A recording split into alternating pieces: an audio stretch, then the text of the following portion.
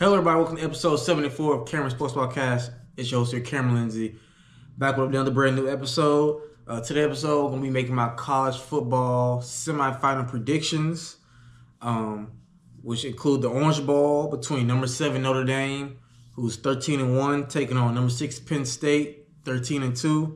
They're playing the Capital One Orange Bowl this Thursday, January 9th at 7:30 p.m.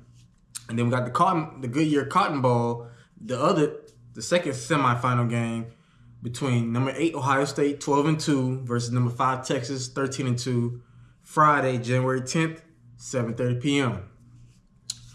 Now let's get into it. So starting off with the Orange Bowl, Notre Dame, they're 13-1. They defeated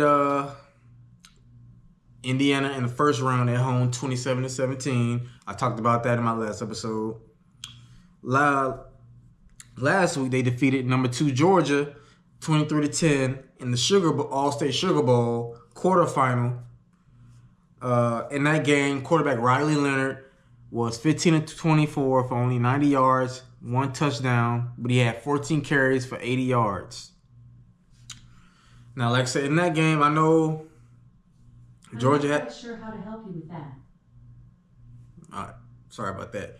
But in that game, even though I know Georgia did have their backup quarterback, but Georgia's defense was still elite. And I think Notre Dame did enough to win that game because Notre Dame defense is very underrated. They have a very good defense with a very good head coach in Marcus Freeman. They ran the ball pretty well. Riley Leonard used his legs. Yeah, he was not that effective throwing the ball. Like I said, only 15-24 for 90 yards and 1 touchdown. But he did enough. He used his legs. Notre Dame defense caused turnovers, fumbles. I don't think they had an interception, but fumble recovery. They stopped Georgia's run game. And like I said, only held in 10 points. And that's the reason I picked Notre Dame over Georgia. Because especially without Carson Beck, who's out for the season. In that SEC championship game I saw against Texas, I just didn't believe in Georgia's backup quarterback. He threw for 70 yards and an interception. Now, in this game last week against Notre Dame, he played a little bit better. He had over 100 yards. So he threw the ball pretty well. Georgia receivers were catching the ball at first, but they did drop some passes, so it wasn't really completely on him. Like I said, he's a redshirt sophomore, so not too much on him. As far as Penn State, like I said, I talked about them defeating SMU at home. And last week, they defeated number 3 Boise State 31-14 in the Fiesta Bowl quarterfinal. In that game, Drew Aller went 13-25, 171 yards, 3 touchdowns. Penn State's 2 running backs, Kayshawn Allen had 17 carries for 134 yards. Nick Singleton had 12 carries for 87 yards. And star tight end Tyler Warren had 6 catches for 63 yards and 2 touchdowns. Now this game, I had to think a lot about because I was going back and forth because, first off, like I said, Notre Dame has played Power 5 competition in the so far in the college football playoff. They dominated Indiana at home. They dominated Georgia last week. Penn State, on the other hand, has not really faced Power 4, Power 5 competition in the playoffs. They have. Excuse me, I forgot SMU is. They beat SMU, whose first season as a Power 4 school. And they beat Boise State last week. I just think Notre Dame has had faced better competition, especially with Georgia last week in that very elite defense. Because Georgia has at least 2 players are going to be drafted in the first round in this year's NFL draft, and Mikael Williams and I forgot his name. I'll remember it later. But they got 2 defensive players that's definitely going to be drafted in the first round. But I'm like, okay, both these teams I think feel like match up pretty decently. They have decent quarterbacks, very good coaches, James Franklin and Marcus Freeman. Even though James Franklin has, in the past not really won the big game, but so far he's been doing pretty well. Like I said, off camera, if James Franklin was to lose, if he would have lost to SMU in the first round, he probably would have been on the hot seat next year. He for sure would have been on the hot seat next season. But no, that's not the case. And I was going back and forth because I'm like, okay, these teams both got good defenses. Like Penn State got Abdul Carter, who's going to be a top 10 draft pick in this year's NFL draft. Penn State, they got two very good running backs in Nick Singleton and Nick Singleton and Kayshawn and Allen. Both running backs have over 800 yards rushing this season, both of them.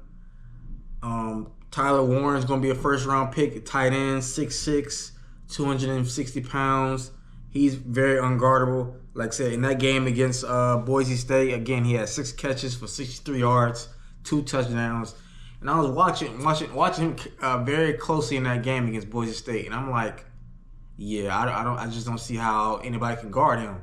He's 6'6", can run, very good at contesting the ball, big 260, and I can see why that he's projected to be a first-round pick in this year's NFL draft.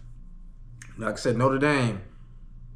Like Riley Leonard's a decent, good quarterback. He's a transfer from Duke. Notre Dame has some decent weapons, skill position-wise, especially with Jeremiah Love, but he did get banged up in that Georgia game. So I don't know how he's going to be, if he's going to be 100%, 80%. And with Penn State, I just feel like they have more weapons. Like at the receiver, they got speed. They got 2 very good running backs in Allen and Singleton. They got a superstar elite tight end. But I think that this game will be close. Both teams have really good defenses. But I'm going to have to go with Penn State mainly because, like I said, I think Tyler Warren will be the key in this game. Like I said, I'm not sure if Notre Dame has anybody that could specifically guard him unless they double him. Like I said, he's a mismatch for linebackers. He's too big for safety and corners. So, yeah. And then plus, like I said, even if unless the best way that Notre Dame can win this game, they're going to get pressure on Drew Aller. And so far, Drew Aller has been playing very well in the college football playoffs. Like I said, last week he was 13-25, 171 yards and 3 touchdowns. So, and 3 of those touchdowns were two of the 3 touchdowns were to Tyler Warren, tight end for Penn State. So I'm gonna go Penn State over Notre Dame. I'm gonna say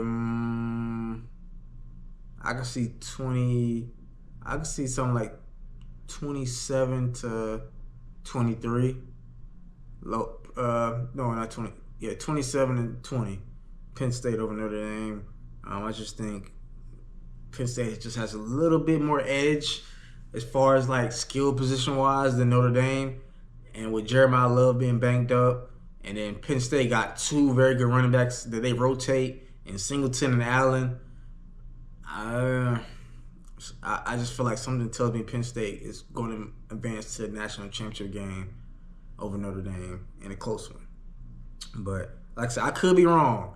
I'm putting my undefeated streak so far in this college football playoffs. I'm 8-0. I was 4-0 in the first round. I was 4-0 in the quarterfinals. This is the semifinals. I feel like a lot of pressure is on me. And if you watch my episodes, by now you know I know some football. I can talk ball, especially with the best of them. I have my notes here. I don't just watch the game. I just don't think, I think this team's going to win. I literally watch the game, pay attention to it, the players, the coaches, everything.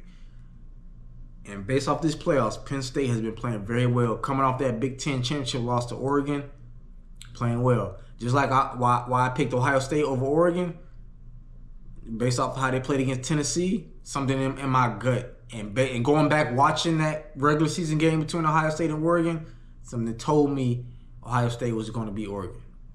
But speaking of Ohio State, they're going to be playing in the Cotton Bowl semifinal game against Texas. Ohio State defeated number 1 Oregon in the Rose Bowl quarterfinal, 41-21. Quarterback Will Howard was 17 of 26, 319 yards, 3 touchdowns. Running backs Trey Henderson and Quinshon Judkins both had 8 carries for 94 yards, 2 touchdowns. That was Travion Henderson. Quinshon Judkins had 17 carries for 85 yards. And freshman sensation Jeremiah Smith had 7 catches for 187 yards and 2 touchdowns. Now, I knew I picked Ohio State to beat Oregon, but not this badly. I picked them at least by maybe a touchdown to 3 points. Kind of how like the last game went when Oregon beat Ohio State by 1. But watching that game, they dominated Oregon. It was just by far dominated them. Oregon could not stop Ohio State's running game. They could not guard Jeremiah Smith. He's too big. He's too physical. At 6'3", 215 pounds. He's the best player on Ohio State's team as a freshman. And he's already NFL ready. He's NFL ready right now. I legit think so. And he's only a freshman. And if Oregon has a solid defense, if they couldn't guard him, and I'm like, okay, that's Oregon. They're not an SC team. Okay, look what Jeremiah Smith did to Tennessee. He had 2 touchdowns and that well over 100 yards. I think 2 touchdowns against Tennessee. They couldn't guard him either. And Tennessee has an elite defense, or I think arguably the best in the SEC. And they couldn't guard Jeremiah Smith. So I'm like, watching that game, that first round playoff game, I'm like, okay, if Tennessee couldn't guard Jeremiah Smith, and then when we were watching that regular season game against Oregon, they didn't do that good of a job guarding him then. The only thing that stopped Ohio State from winning that game was the offensive pass interference call by Jeremiah Smith. You know, he's a freshman, so it's going to happen. And Will Howard losing track of time in the fourth quarter. That's what cost them. And rewatching that, even though I watched that game when it happened, I went back and rewatched it. Watched the highlights. And I'm just like, yeah, I just think Ohio State's going to get them. I believe so. And Oregon has a lot of good skill positions. They had Heisman Trophy finalist and Dylan Gabriel. They had Tez Johnson, Stewart, Holden, Jordan James, Ferguson, Herbert. So they got some weapons, but I just think with Ohio State with Emeka Ibuka, Tate, Jeremiah Smith, Travion Henderson, and Quinshon Judkins is just too much firepower for Ohio State. And the way they've been playing, the momentum they have in the playoffs, I think is going to be too much for Oregon. But they completely dominated them from start to finish. It was completely dominated them. But speaking of Ohio State's opponent, Texas beat Arizona State in overtime 39-31 in the Peach Bowl quarterfinal. In that game, quarterback Quinn Ewers was 20 of 30, 322 yards, 3 touchdowns, and 1 pick. They only had 53 yards rushing as a team, so they didn't run the ball all that well against Arizona State like they did against Clemson in the first round at home. Now, this game, it really wasn't hard for me to pick as I was writing my notes. Like, it wasn't hard like it was for Notre Dame against Penn State, because I don't think Texas has enough to stop Jeremiah Smith. He's the key factor in this game. Maybe the run game, they could probably limit Ohio State, but passing game wise, I just don't think they have nobody to guard Jeremiah Smith. If Tennessee couldn't guard him, if Oregon could guard him, I don't think Texas is either. And even if they do double him, they still got Emeka Ibuka, who's arguably going to be a first-round receiver in this year's draft or a second-rounder. You also got Cardell Tate, sophomore receiver, very explosive. So they got weapons. And I just think if they blew out Tennessee, they blew out Oregon. Would not surprise me if Ohio State blows out Texas, because Texas so far in both playoff games against Clemson, they was up big to begin that game, but they let Clemson ended up coming back, and then Texas had to score a couple drives to put that game out of reach a little bit. So it wasn't a blowout, because they let Clemson come back, and then they still ended up winning the game because they ran the ball effectively. Last week against Arizona State, they was up like 17-7 almost about halftime. At halftime, 17-7 or 3. I'm thinking like, okay, Texas is gonna blow out Arizona State. This game's over. Nope, Arizona State didn't give up. Cam Scatterboo and them boys did not give up. Cam Scatterboo was named MVP in the Peach Bowl. I think the first player to win MVP in the Chick-fil-A Peach Bowl, I think ever, from what I read.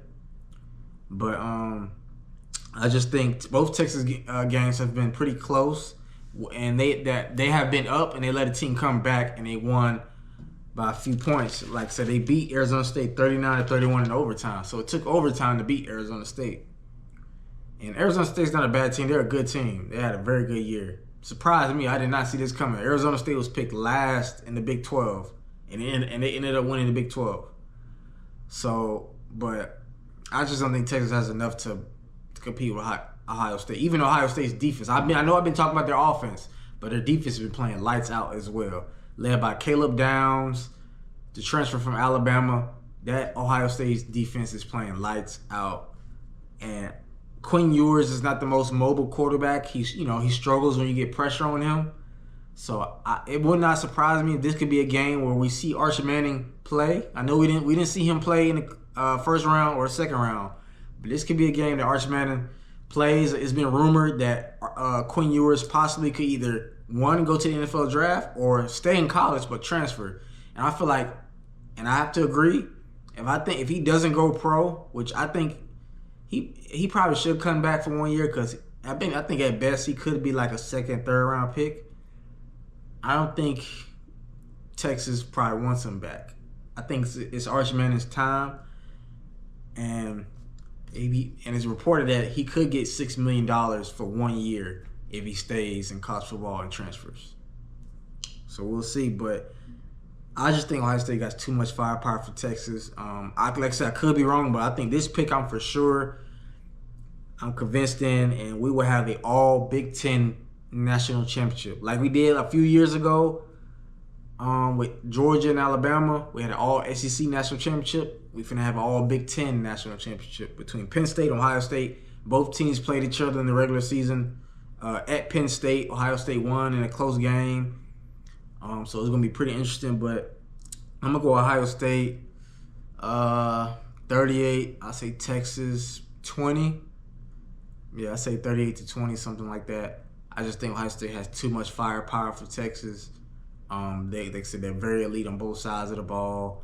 The key factors in this game for Texas to win, they're going to stop Jeremiah Smith. They're going to have to get pressure on Will Howard. They're going to protect Quinn Ewers, and they're going to run the ball like they did against Clemson. If Texas wins this game, it's going to be close, because I don't think Texas is going to blow out Ohio State.